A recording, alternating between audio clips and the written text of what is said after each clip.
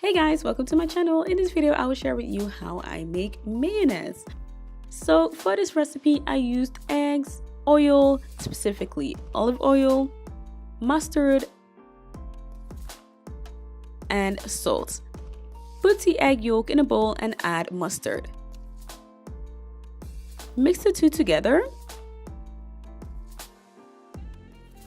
In the beginning, start with adding about a teaspoon of oil at a time.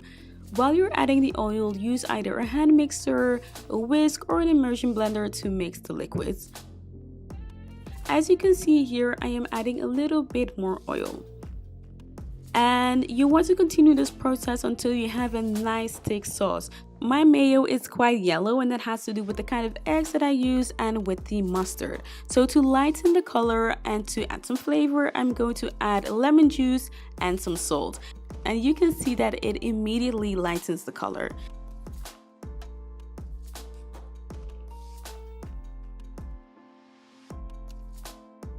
And there you have it, your homemade mayonnaise.